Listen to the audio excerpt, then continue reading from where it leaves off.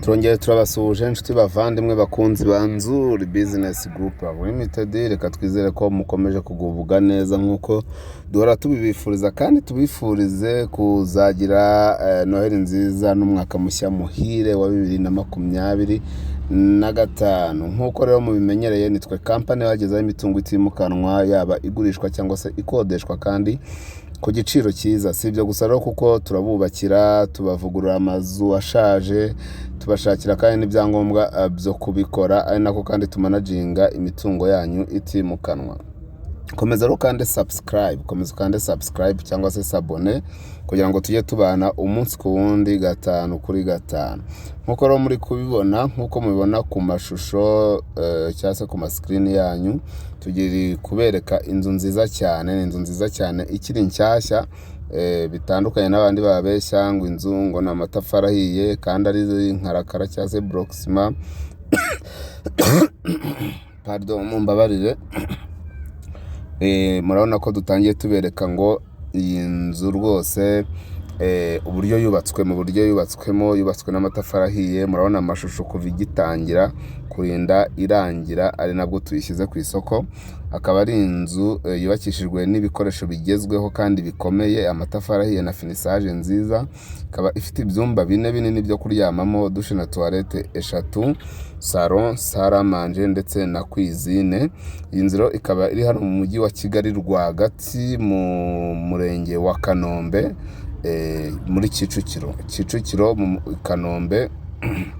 Ikaba iri hafi cyane ya kaburimbo principal, ndetse iyi nzu ikaba igurishwa amafaranga atari menshi. Mbabwiye ko ifite ibyumba 4, dushe na toilette 3, salon, salle à manger ndetse na cuisine yo mu nzu. Ifite na stock, si ibyo gusa kuko ifite na annex igizwe n'icyumba cy'umukozi, dushe na toilette yo hanze, igikoni cyo hanze ndetse na stock yacyo.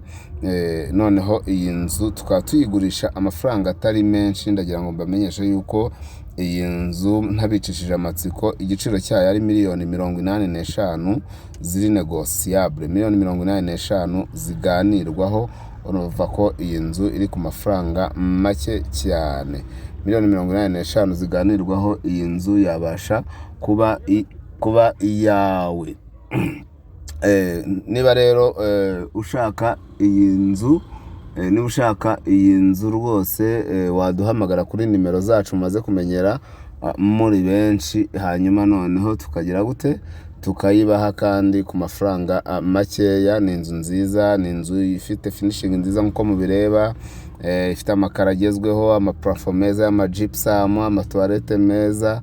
Ibintu byose ni ibintu bigezweho muri rusange. Yes, n'ibintu rero wayikunze ku giciro cya miliyoni 85, ariko kandi iganirwaho. Cyangwa se wakunze n'izindi serivisi zacu, ushaka ko tukubakira inzu nk'ingi kandi bitaguhenze, ushaka se ko tugusanira inzu yawe tukayigira nk'iyi, ushaka se ko tugushakira ibyangombwa, cyangwa se ushaka ko tumanaginga inzu zawe tukagufasha kuzibyaza umusaruro, tugushyiramo n'abakiriya, uduhamagare kuri nimero zacu mumaze kumenyera muri benshi, arizo 07 88 48 67 cyangwa se 07 81 2 3 0 gusa ushobora no kudusanga ku zindi mbuga nkoranyambaga zacu, arizo Instagram, Facebook page, Twitter cyangwa se X. Hose n'ubundi twitwa Nzuri Market.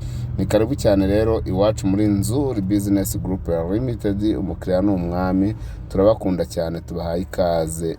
Ciao. Mukomeze kuryoherwa n'iminsi mikuru ya Noheli n'ubunani.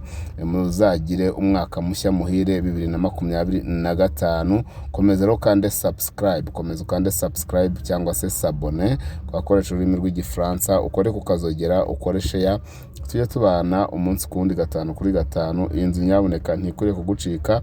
Miliyoni 85 mu mujyi wa Kigali rwagati, Kicukiro Kanombe. Iyi ni imari y'akataraboneka. Ni karibu cyane, ntibacike.